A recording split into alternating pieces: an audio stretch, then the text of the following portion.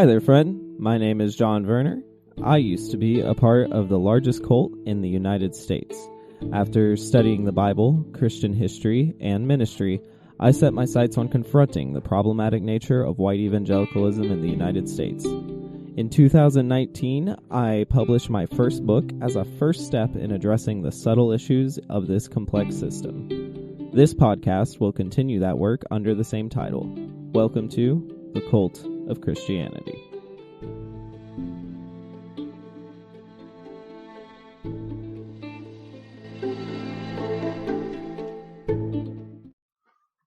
On today's show, we have Steve Martin. No, not that Steve Martin.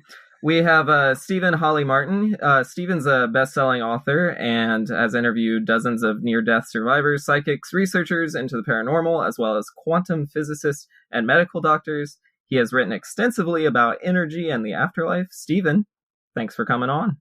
Well, thank you for having me, John. I'm looking forward to our chat. And I am kind of a wild and crazy guy, though. I have to say that. I'm glad you have like a prepared response every time someone does that with your name. I'm sure that it took a few years to develop one, but that's a good one. I like it. First off, I asked this to a lot of my guests. How did you relate to spirituality or religion the first 18 years of your life?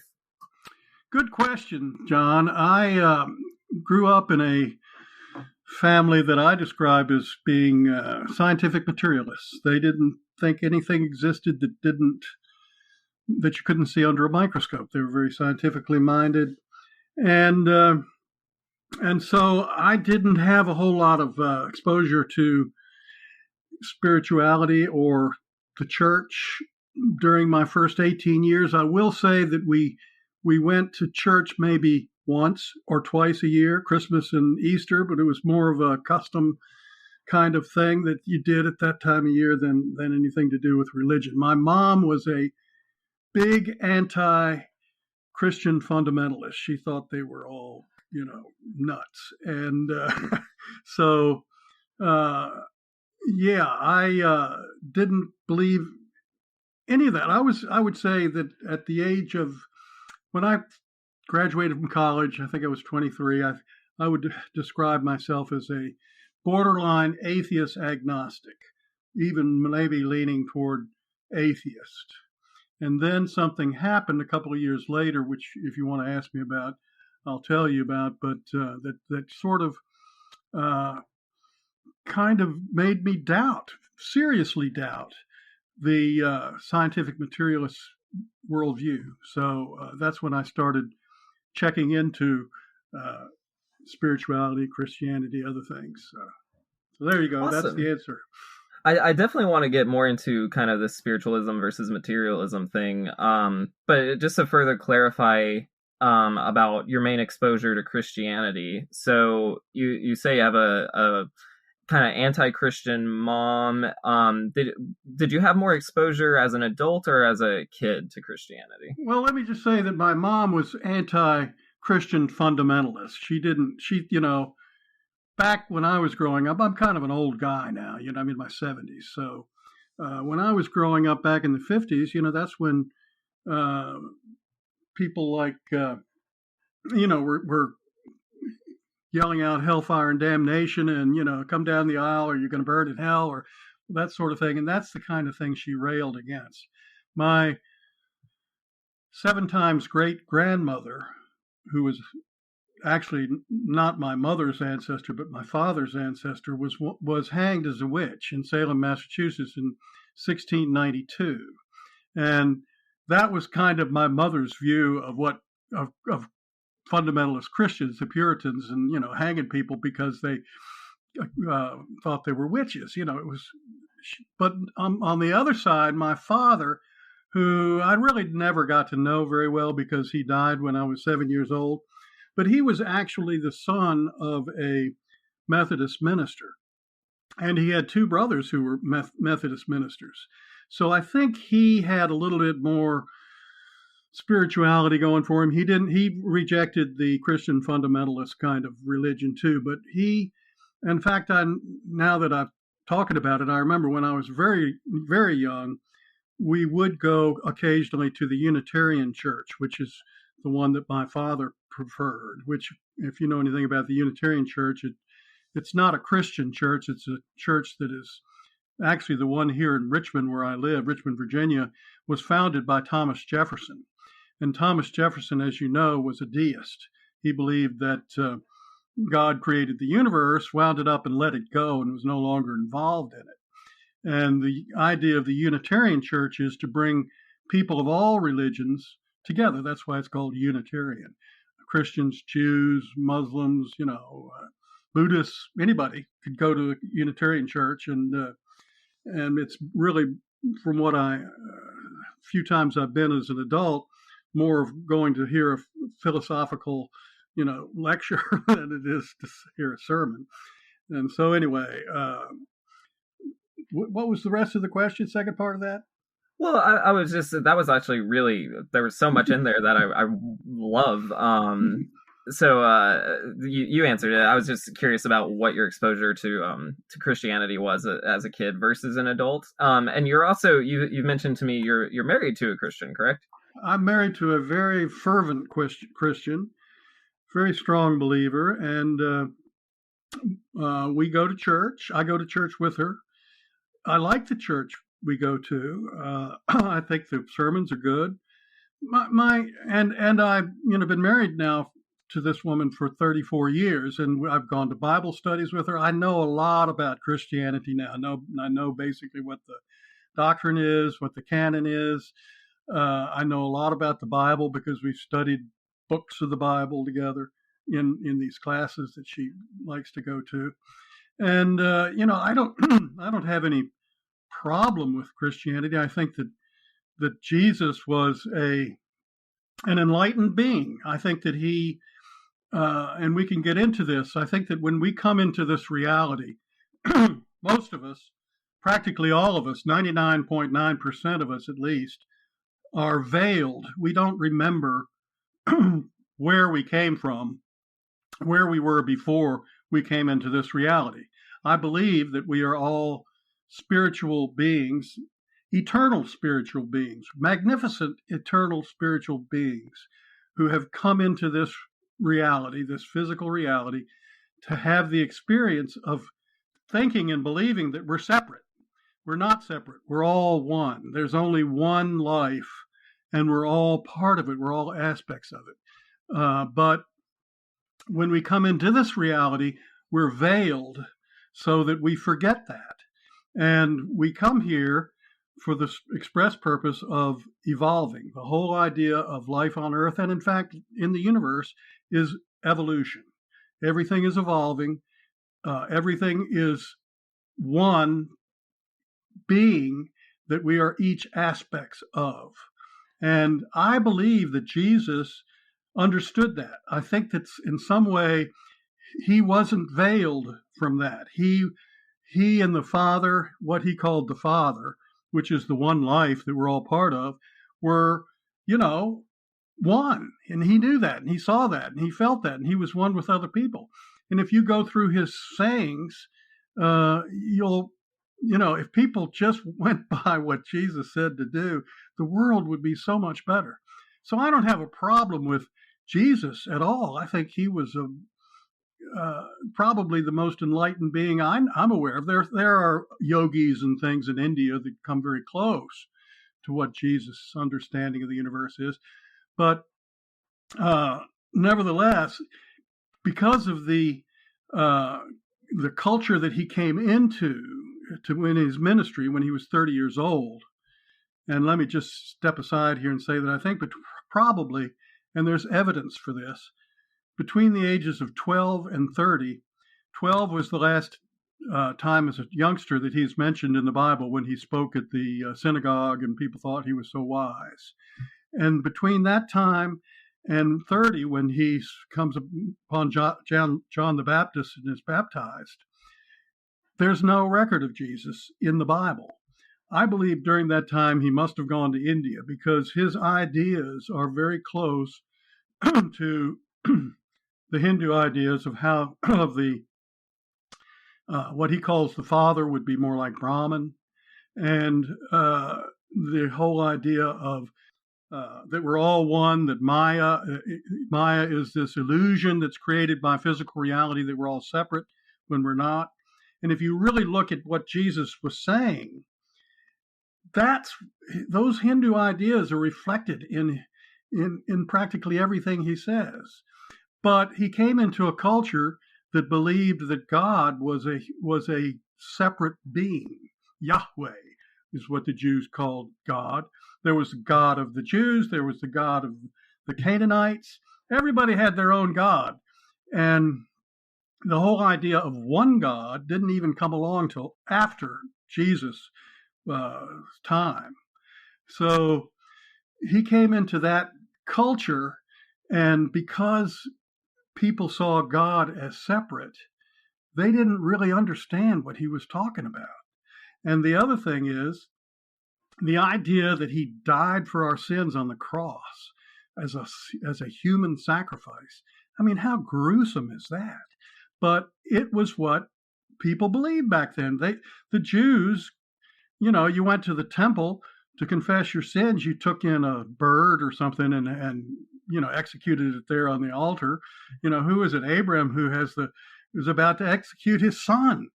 And then, of course, the goat comes out and he kills that one instead. But the idea of a sacrifice, a blood sacrifice, was part of their culture. So naturally, when Jesus was executed on the cross, it made sense to them that he was a sacrifice for them, for their sins, because that's what part of their religion was. Not that humans were necessarily sacrificed, although Abram was going to do it. But anyway, that's kind of my view on Christianity. And I think if people are happy with their church and they're getting out of it what they feel they need, as my wife does, it's fine. We're all at different places in our spiritual development. And a church like the one that my wife and I go to is great for her. It gives her comfort. I get a lot out of the sermons. Of course, I'm looking at them in a little different way than most of the people are, but I still get something out of them. So there you go, John. What do you think? Well, thank you. That's, I mean, so much in there. I have heard this. I don't mean this in a reductive sense, but I have heard the theory that Jesus went to India before. It's compelling. It's kind of one of those things where it feels a little bit more philosophical evidence than anything else, which is or literary evidence, which is also. Well, I've read a book. I've read at least one book on that that is written to try to show that, and there is a lot of physical evidence for. I think what they say that the people in India called him was Issa, Issa. And there are records in the different ashrams or whatever they're called, where he is supposed to have been, that refer to him, and looks like they match up pretty well. So it's certainly possible. I don't think it's impossible by any means. Again, it's kind of like anything in history where there's a gap in someone's life. It's like, well, who knows? But I'm not to again dismiss any evidence. I'm just saying.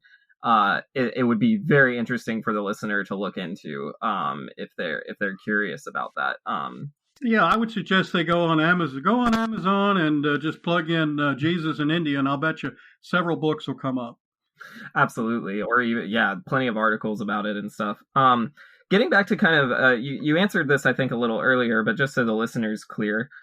Spiritualism is the doctrine that the spirit exists as distinct from matter, or that spirit is the only reality, while materialism is the doctrine that nothing exists except matter and its movements and modifications.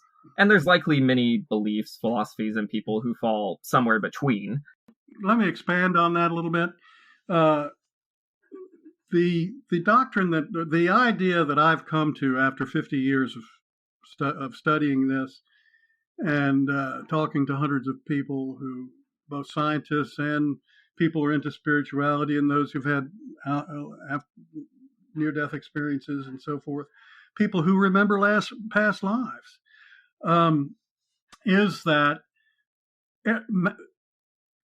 consciousness is primary. Everything comes from consciousness. Matter comes from consciousness.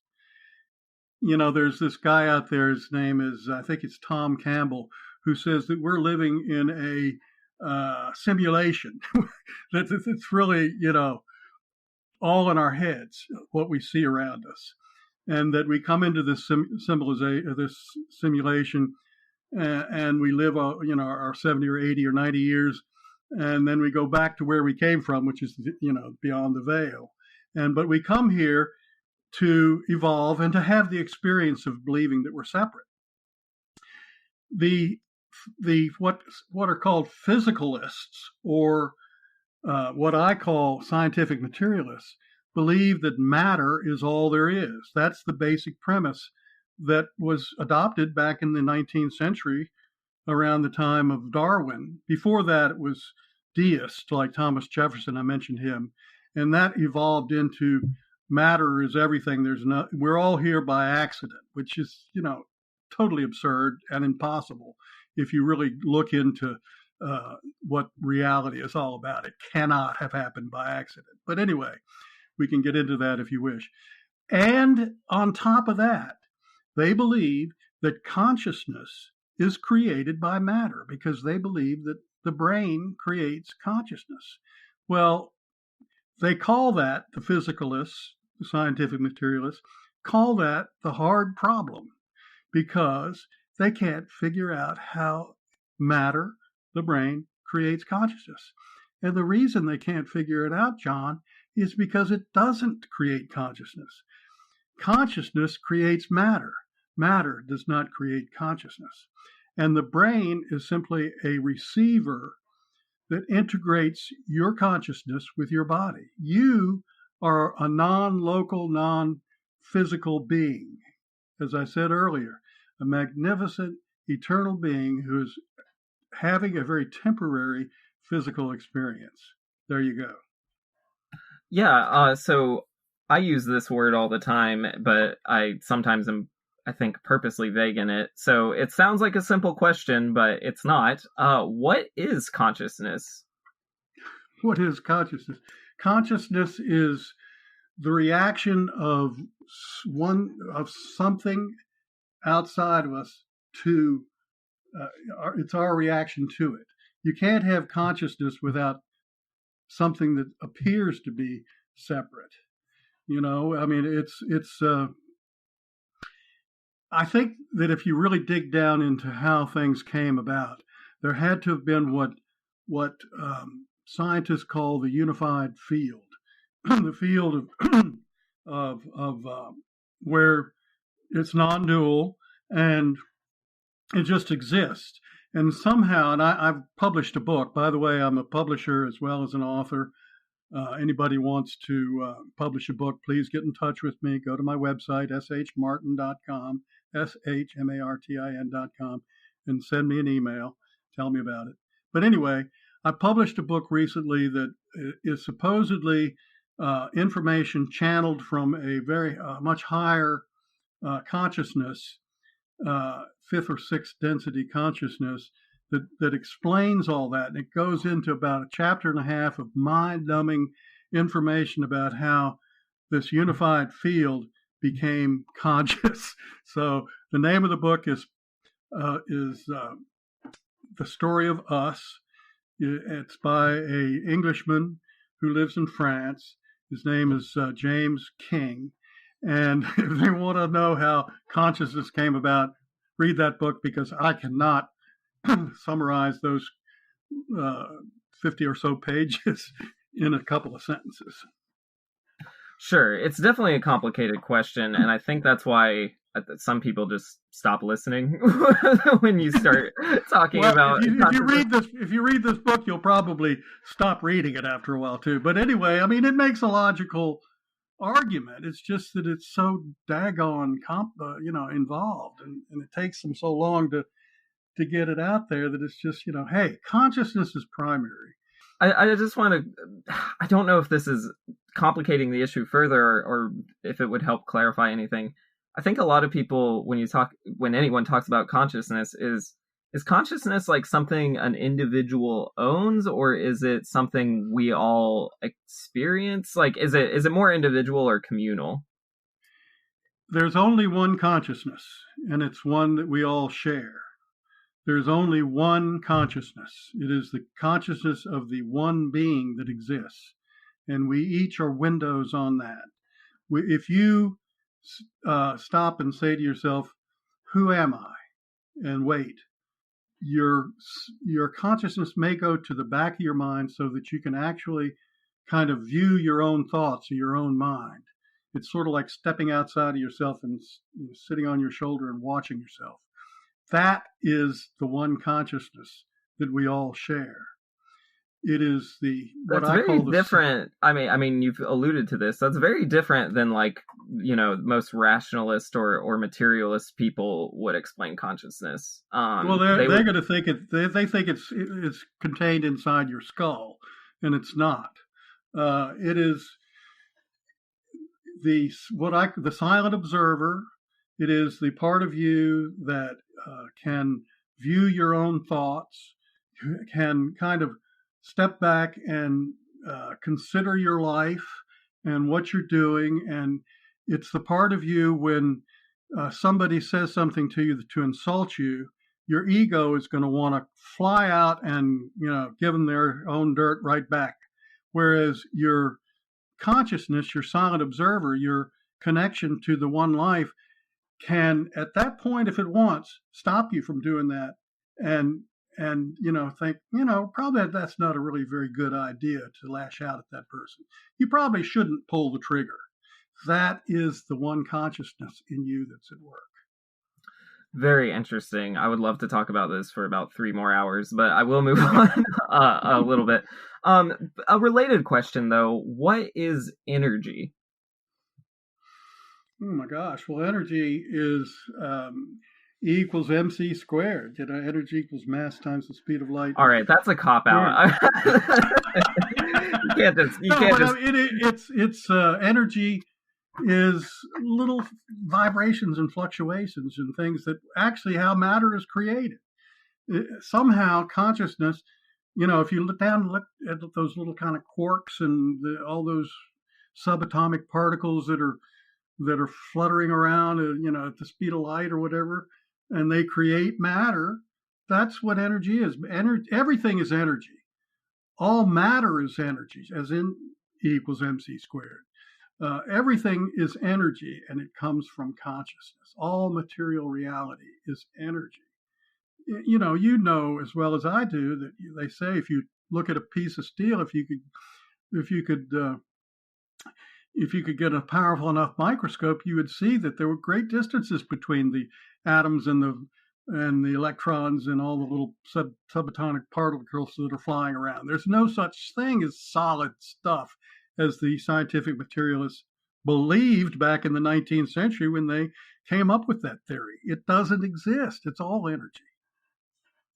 Man, again, a thrilling thing to that, pardon me, world, but you really want to smoke weed when you talk about this stuff sometimes, just because it really is kind of trippy. It has that sensation when you're kind of deconstructing the bare bones of what it is. Well, to be that's something human. I used to do back in the 70s. I haven't done it recently, but, it does help you kind of get a handle on those things.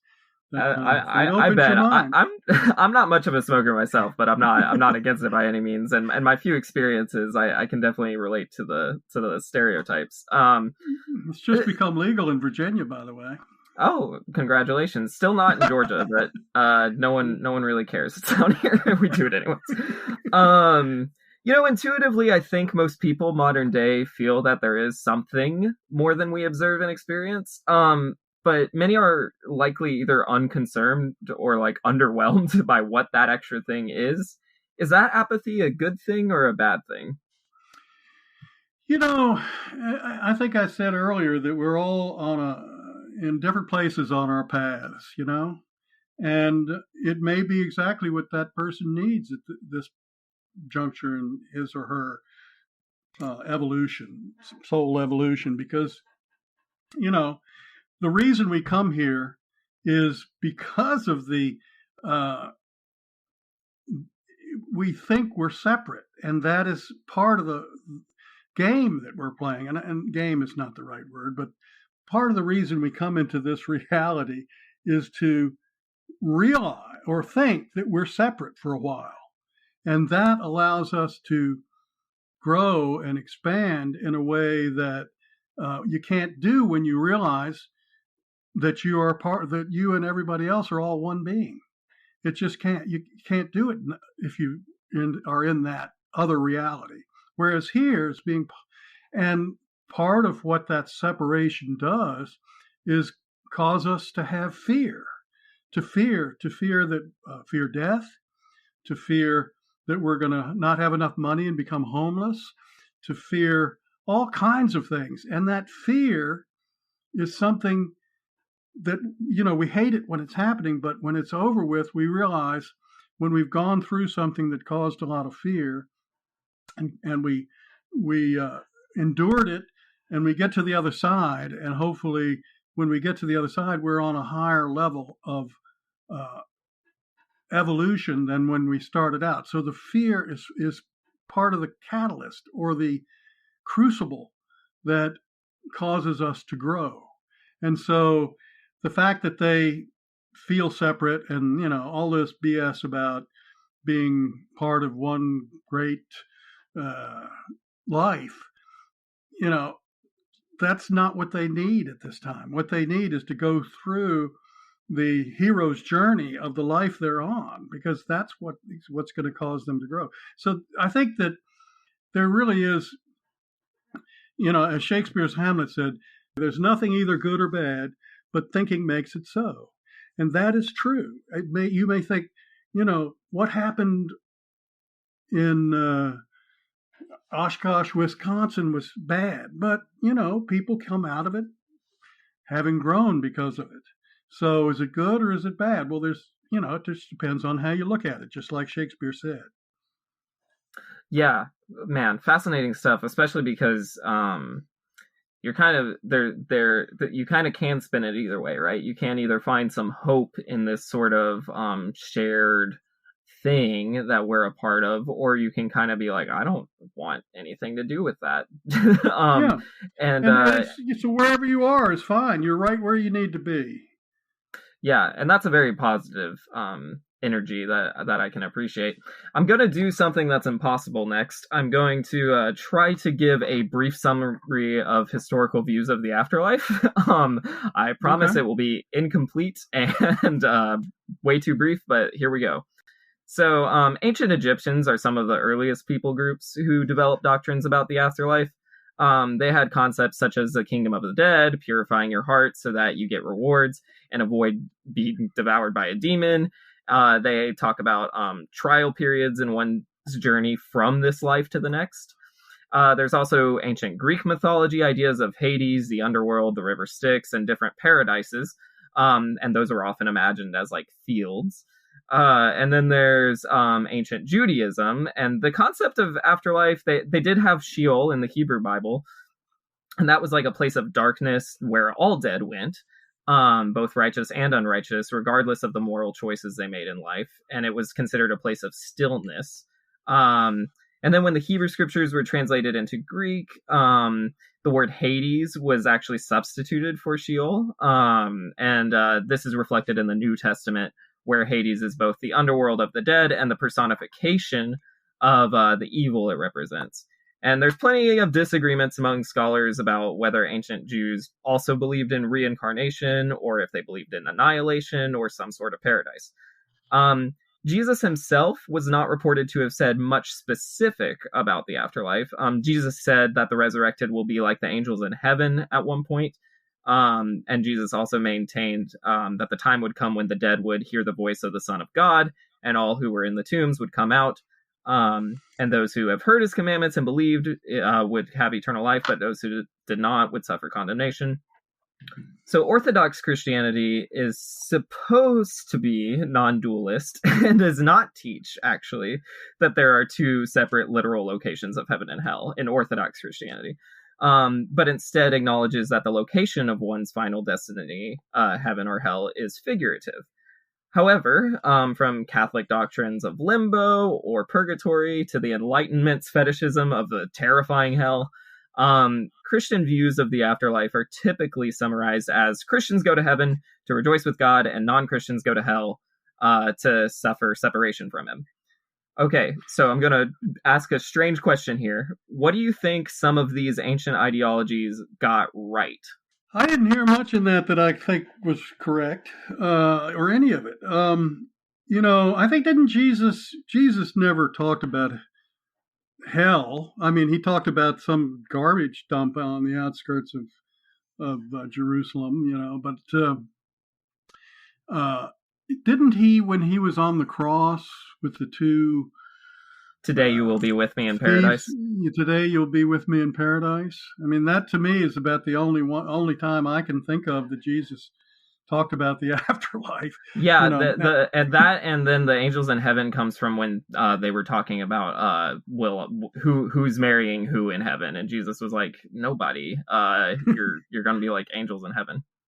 Yeah, and I think he was right about that, and I think he was right about telling those two crooks that they were going to be with him in paradise, because there is no hell in my view of things.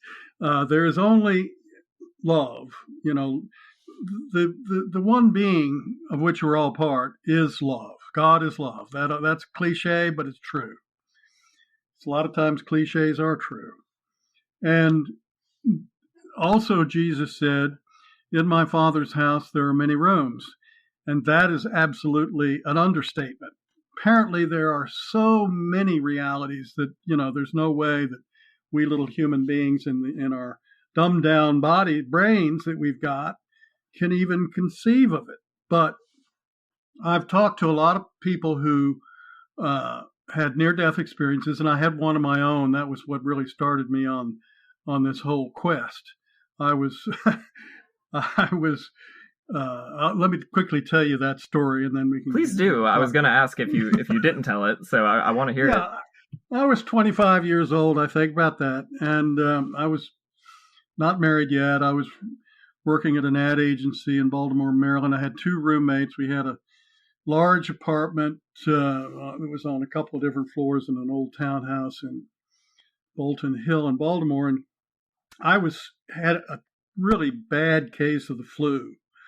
It was a Saturday night, and when you're 25 and it's Saturday night, you want to be out on the town or going to a party or something like that.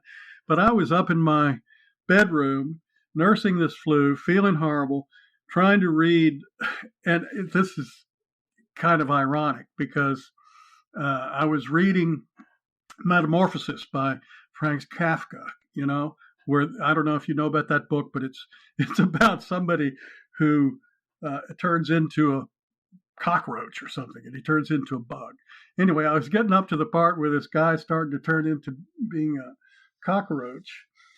I don't think it was actually a cockroach, but it was that idea. And I heard some people come into the apartment. I was up on the second floor, and I heard some people come in, and pretty soon there were more people coming in, and pretty soon there was kind of this din going on there was a party going on downstairs. So I felt horrible, but I nevertheless made myself get up, dropped that book, which is probably still under the bed if that bed is still there, because I never picked it up after that. And I put on some clothes, and I went downstairs, and I had some beer, and I had some scotch, and I smoked some pot. And after a while, I was just feeling even worse, horrible. I practically knee walked back up to my bedroom, flopped down in the bed, and it was like spinning around, like it was like, a helicopter blade turning around, about to take off. And suddenly I just popped out, and I was looking at my body down on the bed, and I was up around the ceiling, and I was looking down at this guy who looked like roadkill on the bed. And it didn't last that long, but it lasted long enough for me to have an epiphany. And the epiphany was this: I'm not my body. I'm up here looking down at my body, but I'm up here. So and I don't think this occurred to me till later, but I realized my brain does not create my consciousness because my brain is down there inside my body. Well, as I said, it didn't last very long, but it was vivid enough and real enough that I knew that from then on that I was not my body. I was my consciousness. And that started me on my quest. I joined the Rosicrucian Society, which is a society of mystics that study metaphysical laws. I read everything I could get my hands on about metaphysics. And later on, about 10 years later, when I was meditating, I had the sensation or the experience of my consciousness merging with the universal consciousness so that I knew everything. And if anybody wants to know all about that, I've got a whole chapter of it in my second book on Life After Death. Life After Death, Book 2, describes that experience. But so that's what got me started on the on this quest. But now I've lost my train of thought. Where was I headed? What was the question? Thank you. Well, I actually want to stay on this for a little bit and then go back to some of what I have written down here. But it's interesting you say that your story is interesting because it's not an uncommon one. I can even attest to 2 near-death experiences where I had something kind of similar. One was I was a very young kid, hit my head on the bottom of the pool, and it felt like my body was going down, but something else was going up. Don't know what it was. I was a kid. Who knows? I never really thought about it till much later in life. And then more recently, back in August, well, I don't. This podcast is probably coming out later, but in August of 2021, I was in a horrible car accident and got hit by a truck on my driver door, and my body went right, but it felt like I was again going up. And it's a sensation that's kind of hard to articulate if you haven't felt it yourself. But I will say there, would a scientific rationalist or materialist kind of just say, yeah, that's called a concussion? And what's kind of your argument against people who try to rationalize that phenomenon? Yeah, they would say you were hallucinating. But if you've had it happen, if you've been there, you're not hallucinating because it's not, it's not like a dream or an hallucination. It's real. It's more real than imagination can create. I was feeling awful. The room was spinning in my as I was in my body. When I popped out, it was like, hey, this is okay. I feel great. I'm wide awake. I can see everything clearly. Down there in the bed, hey, there's Steve down there. So, they can say it's an hallucination all they want, but if you've had it happen to you, it's not an hallucination. The same with people who have near-death experiences, and they have much more of a detailed and long, I've talked to people who were dead for half an hour. Their heart stopped. And they have this whole story that they tell, of going through the tunnel, of having the past life review, of visiting with relatives who are deceased, and all of that. And it's very, very real to them, very vivid, more vivid, they say, than this reality that we're in now. So, absolutely, rationalists, they can say all they want. They just, and it's fine if they. More power to them. As I said earlier, that's where they need to be. That's fine. They're on a path, and that's where they are on the path. Sure. And yeah, and there's I'm thinking of one of my friends, older guy, who he's been dead a couple times. And he is actually kind of, he's very, he's not, I wouldn't say like super educated or anything, but I love him to death. But he always would say to me back when I was a Christian and would try to proselytize to him, he'd always say, I've been dead and I didn't see nothing, So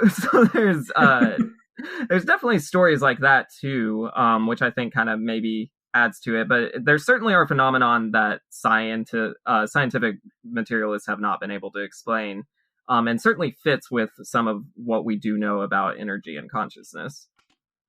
Yeah, and scientific materialists are. I'm finding that there are fewer and fewer of them because there's so much research being done. I mean, the University of Virginia has been on this subject for almost 60 years. It started in the mid 60s, 1960s. They've been studying children's memories of past lives, and they've got over 2,600 cases, about two-thirds of which are what they call solved, which means they found the person that the child believed he was, that did exist and did have, that name and lived in that city and had that job and had that wife with that name and all that stuff. So, and they've been studying near-death experiences too. And the conclusion they've come to is the one that I mentioned earlier, and that is that the brain does not create consciousness. It does not store memories. How could it possibly store memories if a child remembers who he was in a previous life and they can go back and find that individual and yes, everything matches up? Well, there was a time when that child didn't have a body between when he died and when he was reborn. So how did those memories carry over? Well, they certainly weren't stored in any physical location. Memory is fascinating to research because well, firstly, we know a lot more about memory than we used to. We used to think it worked very simply, and even the most diehard materialist will tell you, no, memory is strange. We're figuring it out. Some of this, all as far as like philosophy of life, what you believe, probably goes back to how we perceive the concept of life. A technical definition of life is the condition that distinguishes animals and plants from inorganic matter, which is a little bit using the word to define itself, but and including some markers are the capacity for growth, reproduction, functional activity, and the continual change preceding death. But to be fair, there's things that don't grow that can be alive, as well as things that don't fully function or reproduce that can be alive. So practically speaking, life is just the thing before death. Is there a better term for whatever happens after we die than afterlife? Well, I think what we do is we shed the body, we leave it. And what reality we go into will depend on who we are. I mean, where we need to go. And we're going to go where we need to go or where we believe. One of the problems, of course, is that when an atheist dies, they can be very confused and not realize that they're even dead for a while. And when they do, they can't figure out what to do about it because they don't even realize that they need to look for the light and go to it. And I met this guy once who believed that if you went to the light, you were automatically going to get recycled and reborn. He didn't want to be reborn. So he says, when I die, I'm not going toward the light. Well, he's going to be hanging out in a cemetery somewhere or in a basement. I've got this friend in France who's got this big old house in the country, and I went out to visit him. He and his wife were renovating this house. My first wife was French, and we used to go to France every summer for 2 or 3 weeks. And he said, the strangest thing happened. When he inherited this house, but it hadn't been lived in for about 30 years. And he had some money, so he was fixing the place up, put a new roof on, knocking some walls down, that kind of thing. So he and his wife would go out there on the weekends, check on how things were going. They'd spend the night. And he said, I started hearing somebody screaming for help. And I every night, right before I would drift off to sleep, I would hear this screaming for help. So finally he got up and he started looking around for it. And he went down into the basement of this old place and he thought, I think it's coming from down here. So he got some of the workmen to go down to the basement and tear out a wall that looked like it was a little newer than the other walls in that basement. It was a big house and had a big basement with wine cellar and all that. It tore out this wall. There was a skeleton behind the wall, had been bricked up behind the wall. And he thinks that this guy must have gotten bopped on the head. They took him down to the basement, bricked him up behind the wall, and he came to, and he'd been trying to get out ever since. they buried this skeleton. They gave it a Christian burial. They're good Catholics. And they never heard the night noises again, never heard that screaming again. So, that's what could happen to you if you're an atheist. You could end up haunting a basement or maybe an old castle, or, sitting on a tombstone. Who knows? It's so interesting when I hear, just basically a paranormal anecdote like that. I'm always so split. I'm always so like, oh, interesting. That fits into some of my like spiritual beliefs. And then I'm also like, there's some fishy going on here. Like I have that like skeptic and that like believer, tendency to feel both at the same time. I think, I want to say that I think it's good to be a skeptic. I don't think you should believe everything people tell you. It's good. Well, people lie a lot. I mean, that's definitely find out for yourself, But I can tell you, this guy, he had no reason to tell me the story, except that he knew I was interested in that sort of thing, I guess. Well, and I have ghost stories I tell, but even the ones I tell, I'm kind of like, this might not have happened. I might just be making it up, but I don't know because I thought I did. But let's contrast some of what we talked about with Christianity, shall we? Since that's kind of my field here. An important part of the Christian tradition is the idea of an afterlife.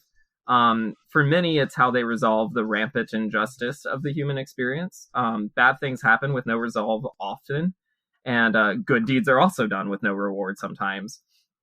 And behind the Augustinian, where St. Augustine was where Christians get a lot of their theology, behind the Augustinian understanding of hell lies a commitment to a retributive theory of punishment, according to which the primary purpose of punishment is to satisfy the demands of justice, or as some might say, to balance the scales of justice. It would be unfair, however, to imply that all Augustinians, as classified above, accept Augustine's own understanding of an eternal torture chamber. He wrote pretty explicitly about it. For many, Augustinians' view of the agony of hell, they view it as essentially psychological and spiritual in nature, consisting of the knowledge that every possibility for joy and happiness has been lost forever. And even so, different waves of Christian rhetoric have kind of crashed, retreated, risen again. But a torturous punishment in some form is typically on the table. So I have to ask you, do you think the threat of hell is an abusive threat? I think it's a misunderstanding. I think it's projecting physical reality onto non-physical reality, onto the other side of the veil. And the other side of the veil is totally not like it is here. We don't feel separate. We know we're one with everyone, and we can feel their feelings as they can feel ours. There are no secrets on the other side. I think that when people die, they go where they feel comfortable. And if they feel comfortable around other sociopaths, that's where they're going to go. If they feel comfortable around others who are loving and kind, then they'll be in that kind of environment. I think we go where we feel comfortable. And we may not initially, we might go to a place where, everything is beauty and light and love, and then eventually we'll kind of drift off to where it is there are other souls like us that we feel compatible with. And I think that's kind of what we should do here. If we're around people that we're not getting along with, that we don't feel any rapport with, we should move on and find other people we do feel comfortable with and rapport with. But that's another story. As far as the Christian idea of afterlife, I thought, I don't think anybody nowadays believes this, but it seems to me Christian doctrine would say that we are raised at the rapture, that we are, in the grave. And you see the pictures, the medieval, paintings of people coming up out of the graves, and and that's the afterlife. That it's really very physical on this earth, but we're raised at the end of time. To me, the end of time is when we leave this reality, because this is the only place where time exists. Time does not exist in non-physical reality. So I think the idea of hell is just a human construction. We have prisons here. back when Augustine or whoever it was writing, they probably were still burning people at the stake. So yeah, I mean, we give people pretty awful punishments. As I said earlier, my 7 times great grandmother was hanged as a witch. That was a pretty awful way to go. That sort of thing does not happen on the other side. I sure hope not. I don't really particularly want to. First off, frankly, my pessimistic attitude, I don't really want another life that resembles this one too much.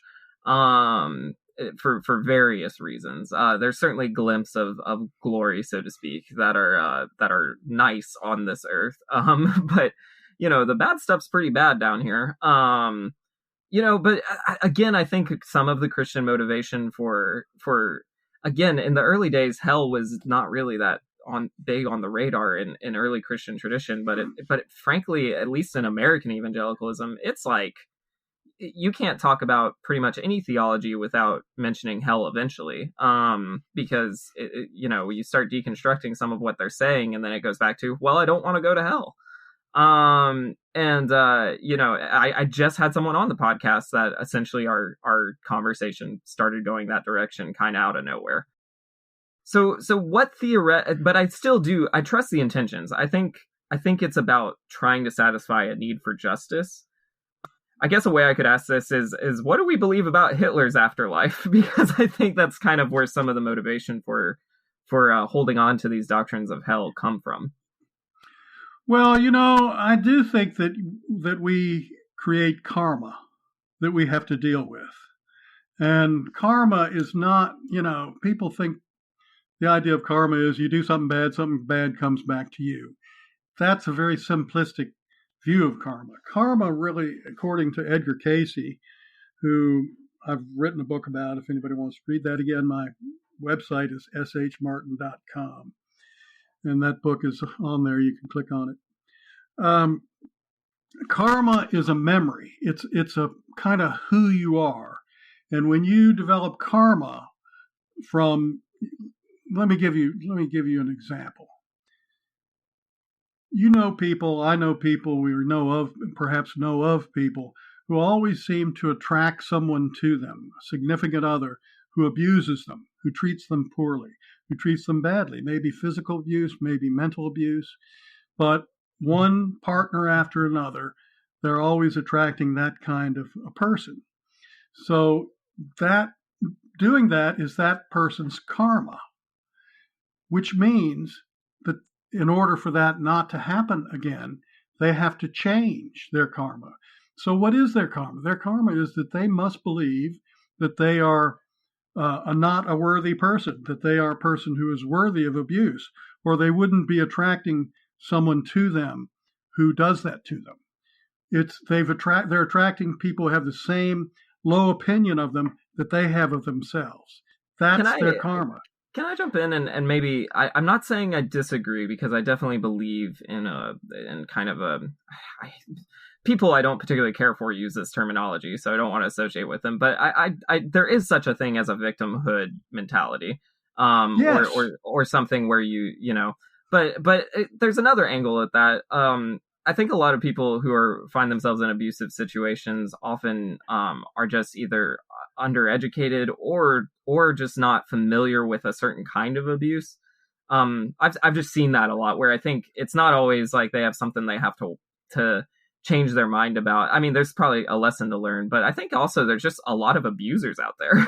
And I think and again, they're still human. I'm not categorically saying they're inhumane, totally, but there's a lot of just bad people out there that I think work their way into some of the nicer people in life.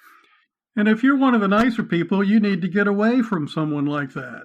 It's what I said earlier about being around people that you have a rapport with, that you want to be around, that you have, your vibes are similar.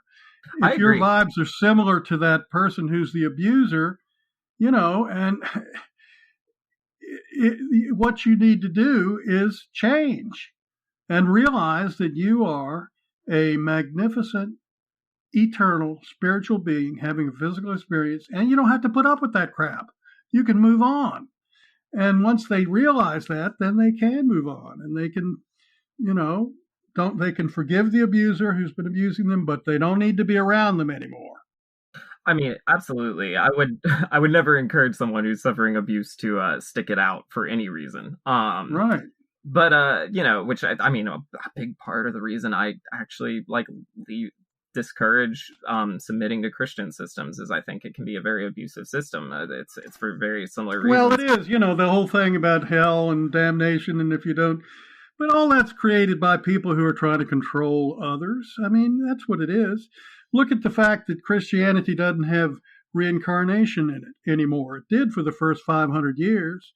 I can quote you scripture that shows that Jesus believed you were in reincarnation. Can I actually? I'm kind of interested in that. Do you mind? I mean, we can take time to look it up or whatever. I'll tell you. I could give you one right off the top of my head. Love it. I'm sure you remember the passage where Jesus' disciples, his followers, are there, and he says, "Who do people say I am?" And the followers say, "Well, some people say you're John the Baptist, but others say you're Elijah or one of the prophets." Well, Elijah, he'd been dead for a while. 400 years. So if Jesus was Elijah or one of the prophets, he'd have to be the reincarnation. And also, Jesus says that John the Baptist was Elijah. He's the Elijah who is to come. Who was coming. To pave the way for the Messiah. I will say, just for my few evangelical listeners, I'll stick up for you for the first time in over 20 episodes. But their interpretation would go something like that's a heavy metaphorical language. I'm not saying it's a strong argument, but and they would also say that they take everything in the Bible literally. Let me give you one more example. Thank you. I that was my one attempt in this entire time of podcasting to be like, maybe evangelicals have an argument there, and I'm like, nah, not really. Well, let me tell you that. Remember when Jesus comes upon the blind man, and he's the man who's blind from birth, and his disciples say, "Rabbi, why was this man born blind? Was it him or was it his parents who sinned?"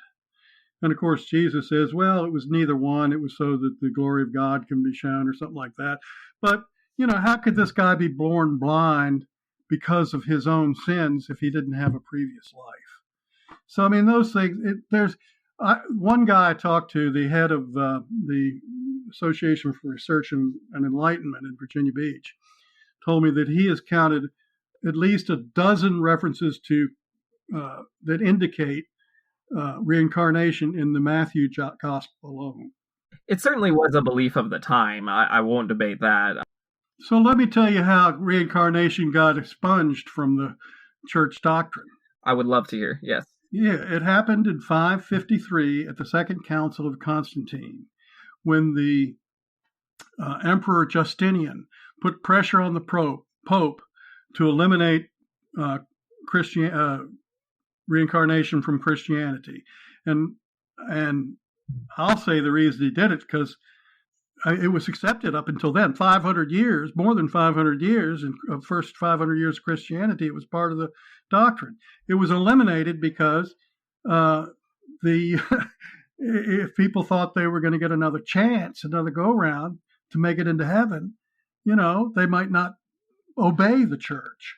So it was a power thing that got it eliminated.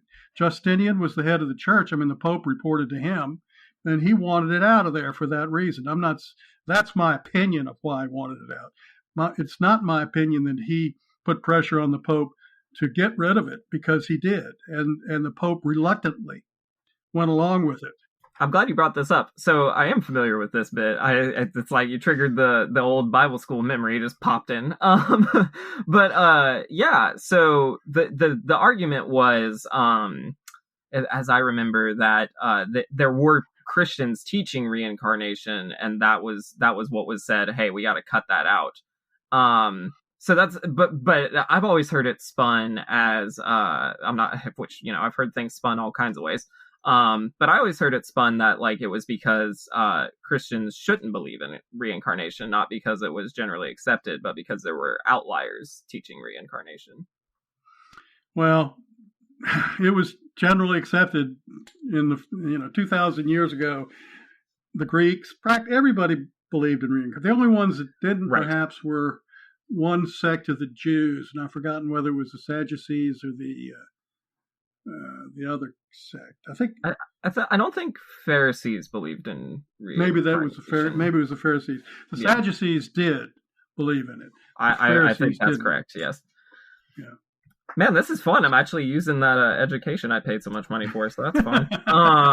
Yeah. So, there's something you said I actually thought might make an interesting contrast with at least like modern Christianity, or specifically the sect I deal with the most is evangelicalism.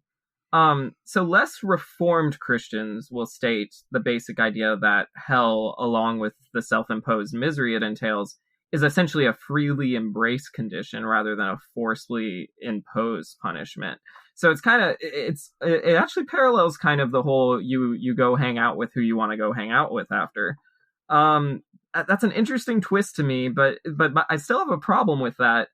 If you don't consent to the rules, is it fair to suffer the consequences? So that's my main I guess justice issue with the whole thing, is whether it's God, letting Satan wreak havoc on you, or if it's a more psychological separation, whatever that form of punishment is, it's not like people agreed to a bunch of rules when they were born. It was just kind of like, here you go, here you are, this is reality.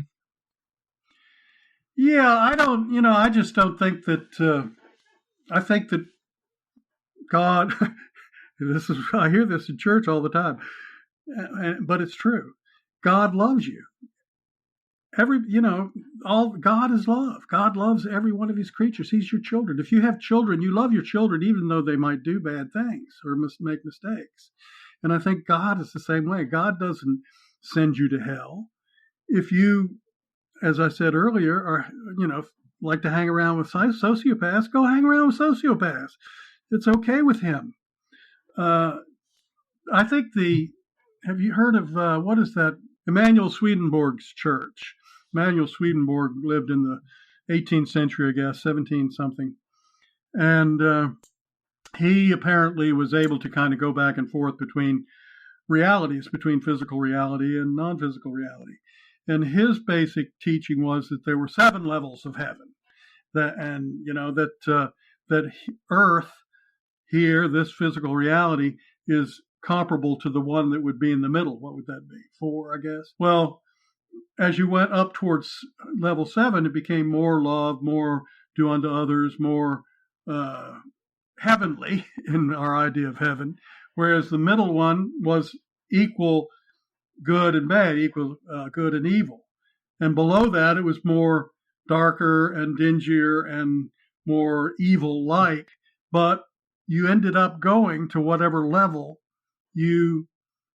where you felt comfortable, that you felt you belonged. That's almost like the inverse of the Divine Comedy. I don't think that there are just 7 levels. There's probably a million levels, or a million different. In my Father's house, there are many rooms, many, many, many, many rooms. But anyway, I think something like that makes sense to me.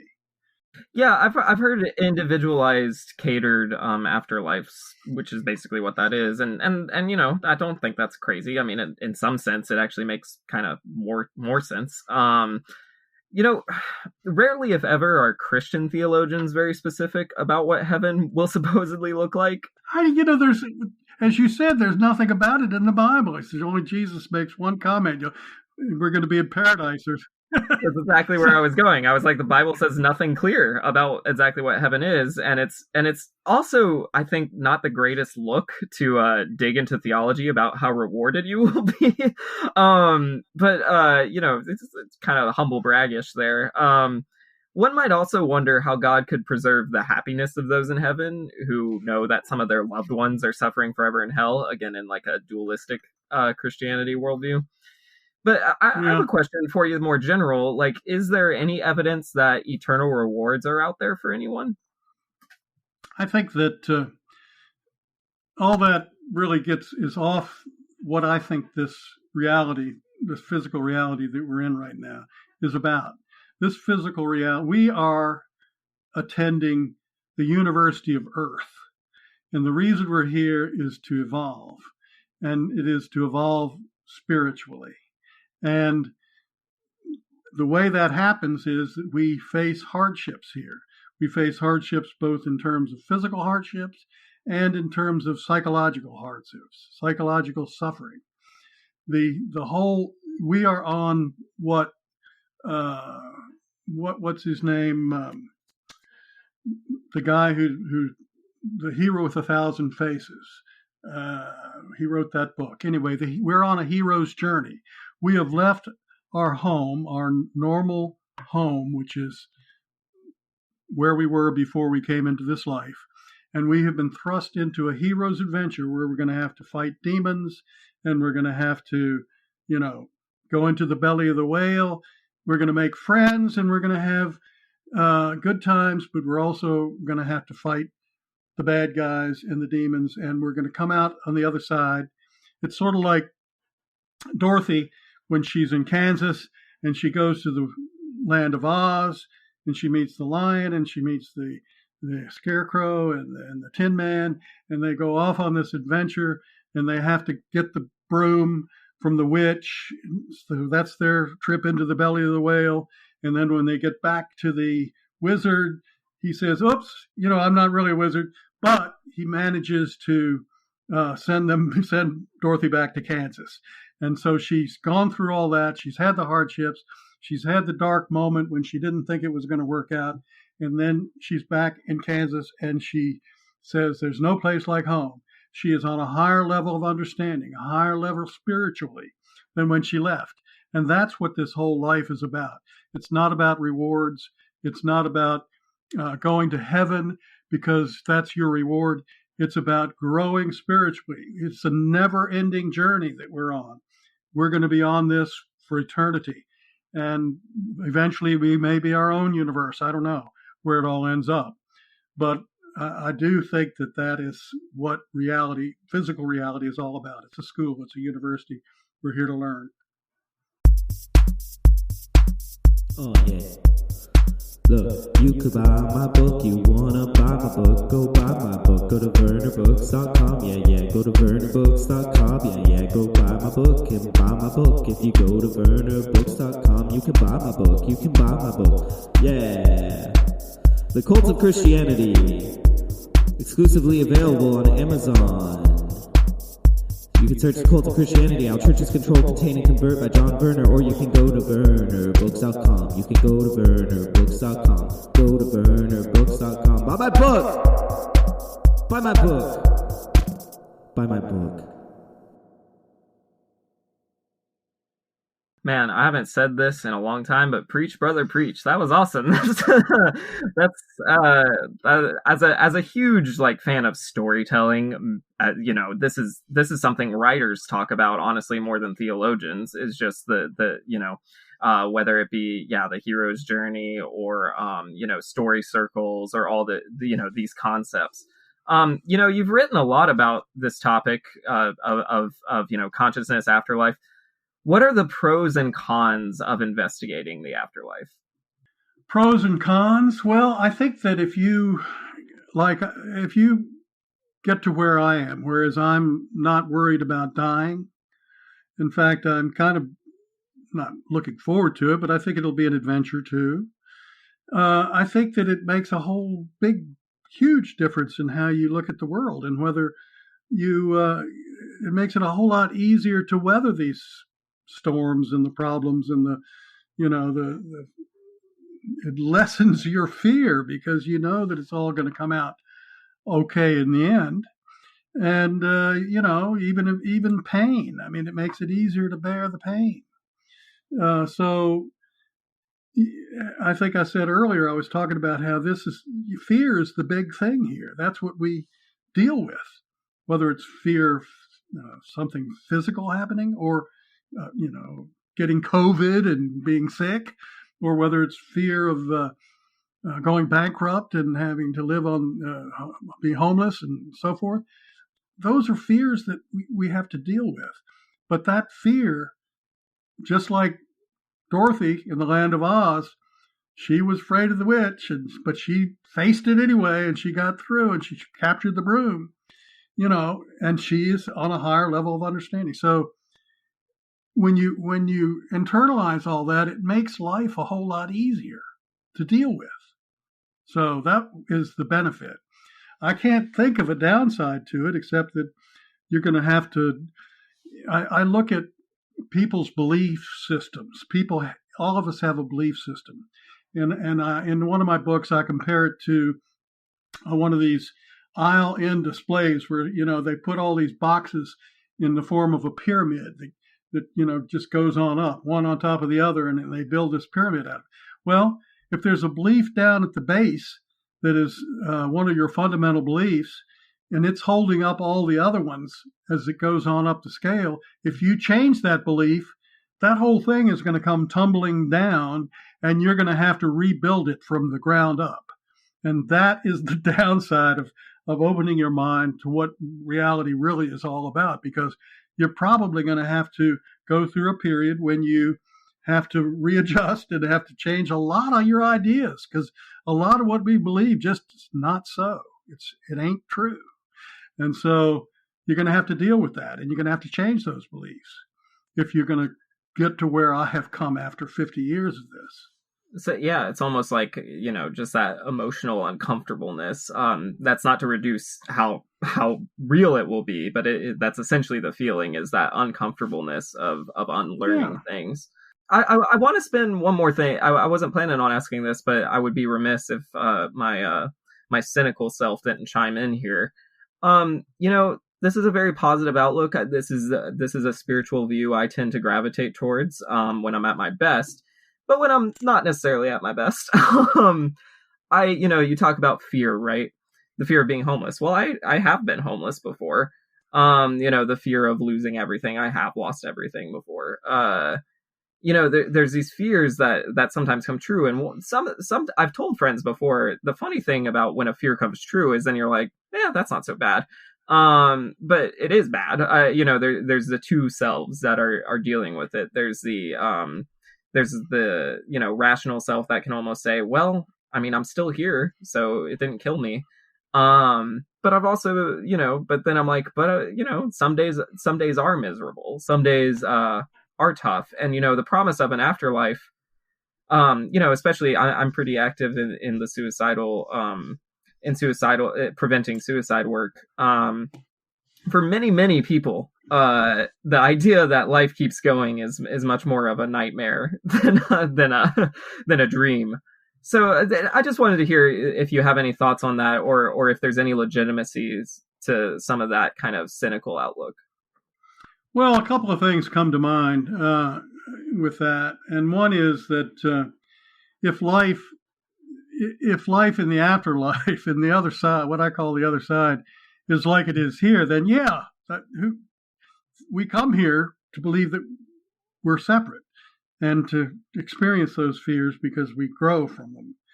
If we go back to the other side and we still feel separate and we still have the fears, then what good is that? Well, it's not like that over there. You're gonna be in the arms of love. I mean, it's going to be a great place for you to be. You're going to be around people. At least you'll want to be around people who are like you, who you get along with. You probably have a soul group that you're part of that you'll go back to. That's a whole subject we didn't talk about. The other thing that comes to mind is, so anyway, suicide. From what I know about suicide, I have a friend who, if we have time, I'll tell you this story quickly. This kid was 16 years old. He's a contemporary of mine now. He told me this story about 10 years ago. He and I both went to the same high school, and he was 16 at the time, and he had a friend over spending the night, Saturday night, and he thought he was in love with his friend's girlfriend, his good best friend's girlfriend. And the best friend's girlfriend had expressed some sort of like maybe we could get together kind of thing. And so he was lying in bed with his friend across the room in another bed. And it was in the middle of the night, and he's thinking, oh, my God, this is horrible. I'm in love with my best friend's girlfriend. He's my best friend. She wants to reciprocate, but I don't know what to do. And he started thinking about maybe the way out was suicide. So that thought occurred to him, and he started contemplating suicide. And suddenly, he says that he felt that someone reached down and ejected him from his body. And he came out of his body, came out through the ceiling of his bedroom, up through the roof of the house, up into the sky, up toward the stars. He was so far up that he could see the sun coming up over the Atlantic Ocean. This is on the East Coast, on the Atlantic Ocean. And then suddenly he was in he said it was like something popped, and he was just in a dark black space. And he saw these things that looked like little Christmas lights, twinkly Christmas lights coming toward him. And he said, "Is someone there?" And they said, "Yes, we're here. We brought you here." And he said, "Well, what do you want?" And he said, "We brought you here because we have something very important to tell you." And he said, well, what is it that you have to tell me? And they said, "Your life is your own." And he said, "My life is my own? Who else would it belong to?" They said, "No, what we mean is that you can do with your life whatever you want. You can be what you want. You can become what you want. You can do what you want. You can destroy your life if you want. But that will only be a waste of time." He said, "Destroy my life." He said, "You were contemplating suicide." He said, "Yeah, well, no, I wasn't going to do it, really." I said, "Well," and I'm going to cut to the chase here. They said, "Yes, you have done that in the past. And when you cannot end your life. Your life doesn't end. There's only life. And when you kill your body, you don't kill your life. And you have a contract. Once you take a certain curriculum, you have to see it through. So if you end your bodily life now, you will only be wasting time because you'll have to come back and face the same situations again until you get it right." So that was when he was 16. He's 70 some years old now, and he still believes that. And that changed his life. And he said the reason that his guides, that's who these little twinkly lights were, did that to him was that he had committed suicide before, and they were afraid he was going to do it again. So they intervened. By the way, the next few days later, he started a job as a lifeguard at a swimming pool, and he met some girls over there, and he forgot all about the one that was his buddy's girlfriend. So I like the lighthearted ending. That's pretty awesome because I'm just thinking about, I was very suicidal in high school, and it's funny to think that how much of it was tied to just liking girls, and you kind of roll your eyes at a little bit. But that's life. I mean, that's experience, right? You experience things and you react to them. Well, there was something else, but I can't remember what it was. There were 3 parts. We got through 2 of them. What was the question? Well, I was just fascinated you answered it. I was fascinated with how you kind of deal with the more cynical outlooks, and it's basically like, don't worry, there's no afterlife. That's just a continuation of the same shit, different day. That doesn't exist. That's comforting because I don't think anybody truly wants. Maybe some people, maybe some rich people do, but I think rich people have hard times too. They just have different kind of hard times than you and I do. Well, I'm not going to cry a river for him. I think it'd be a whole lot easier to deal with if you were, had a couple $1 billion in the bank. But okay. Yeah. Maybe last question I'll ask, kind of geared towards what I've written about and what I've been researching and what I'll probably continue to, have conversations about. Do you think most Christians who talk about the afterlife are simply mistaken, or is something more sinister taking place, or is it a little bit of both? Christians I know think the afterlife is going to be heaven. I don't know what they think heaven is.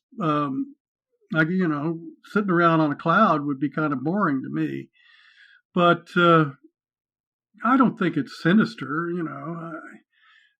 I just think that they're right. There is an afterlife, and it can be beautiful. But I don't think we necessarily stay there that long. I think we're on a journey, and I don't think while we're over there we grow much because we are all one and we're having a great time. I think that even though we are can get fed up with this life and don't think I'll never do this again if I'm given the choice, when we're over there we see things more philosophically. And we realize that we have things about us that we need to work on, and that the only place we can really do that is here in this reality. And so we get over it.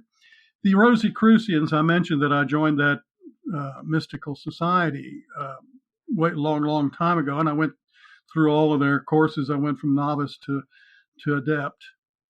And their belief is that reincarnation typically happens every 140 years on average. That, if you're here for 70 years and you pass away, that in 70 years following that, you'll incarnate again.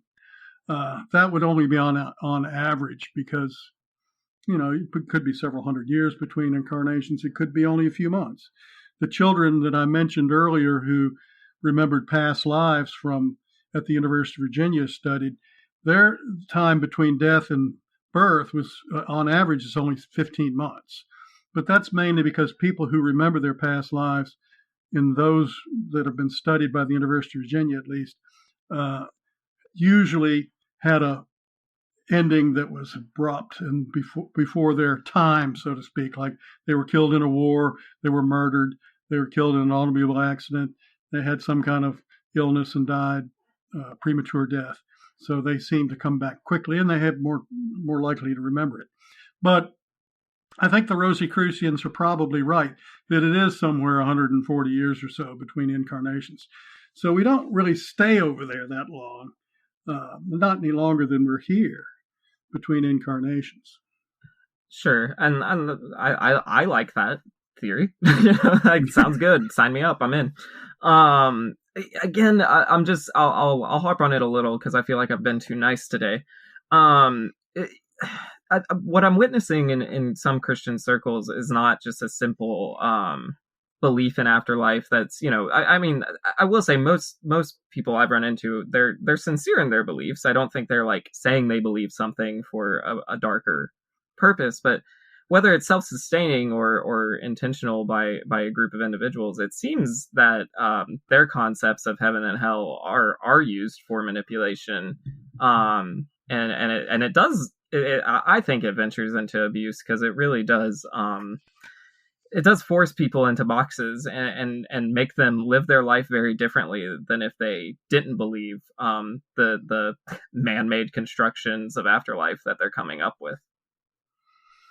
Yeah, I think so. I mean, as I said earlier, I go to church regularly with my wife. That church never brings it up. I haven't heard the word hell in that church, ever. So I have talked to the preacher. He's read some of my books, and thinks that he doesn't disagree with me. Let's put it that way. Yeah, and most thoughtful. I mean, even if you look at one of the great Christian apologists, C.S. Lewis. I mean, his perspectives on afterlife are not super abusive, I wouldn't say. But I don't know. Again, it's not as bad as at the height of Christian fundamentalism. It's not there's not as much fire and brimstone preachers as there were in the Enlightenment period. But I feel like there's still an undertone maybe of at the end of the day when the inquisitors of the world like you and I keep asking questions, eventually they say, well, you want to go to heaven instead of hell. I feel like there's still that undertone a little bit. It may be. I'm sure there must be churches out there still preaching that fire and brimstone stuff. I just don't know. I mean, it's the kind of thing my mother railed against, as I mentioned earlier. She just thought that was awful. And the fact that they could execute hang people because they were thought to be witches. I mean, that kind of stuff is nuts. It's like the Inquisition, but it's all a power thing, as you mentioned. I mean, that's not religion. That's people want to be in charge, and they're going to say and do what they need to say and do in order to continue to be an authority. One might even call them a cult leader. Gotta put the branding in there. Yeah, could be. And my advice to anybody who's in that situation is walk away, go somewhere else. If you want to go to church, there's plenty of them that don't ever bring it up. Never bring up that kind of stuff. That it's all love and doing unto others as you would have others do unto you. That's great advice. It is great advice. They can also go to your books if they're looking for an alternative view from what they've heard. Absolutely. I'm about halfway through Life After Death, Powerful Evidence That You Will Not Die. Enjoying it so far. Any other books you want to promote, or where can people find out more about you? Yeah, do come to my website, shmartin.com. And up at the top, there's a menu, and click on books, and it'll show you a whole bunch of book covers of books that I've written, and you can click on any one of them and take you to the page on Amazon where you can read the first couple of chapters and find out more about it.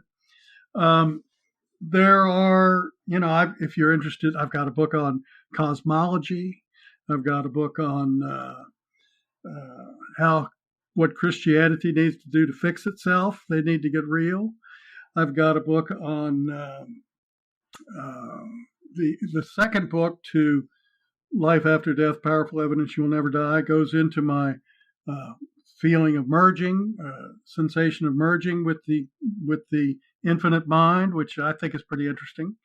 And I've got some novels. So yeah, check it out, shmartin.com. And if you have a book you want to publish, or if you need help editing, that sort of thing, offer those services. Also at the top, there's a tab that says Publishing Services. Click on that, and it'll give you all the information there about that. And send me an email, and I'll answer you. I like to get emails. Yeah, most of mine are hate mail, but whatever. I'll take it. Stephen, this has honestly been one of the most fun episodes I've ever recorded. Just really fun stuff to talk about. And thank you for coming on. I can't say it enough. Thank you. Well, I've enjoyed it, John. Thanks so much for having me. I appreciate it. Absolutely. And thank you, listener, for listening. Hope you have a good day.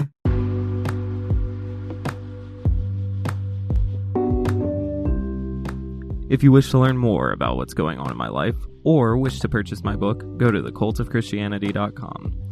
If you'd like to support this podcast, please continue to listen, follow, share, and consider subscribing for additional content. For only $5 a month, you'll have access to 2 additional shows, Parsing Propaganda, where I review and critique Christian content, and Art, where we try some amateur religious trauma therapy. Every subscriber becomes a part of something bigger than this podcast, as we endeavor to hold churches accountable, speak the truth boldly, and most importantly, love others despite our pain. Thank you for listening, and remember to keep love in your life, hope in your heart, and searching in your soul.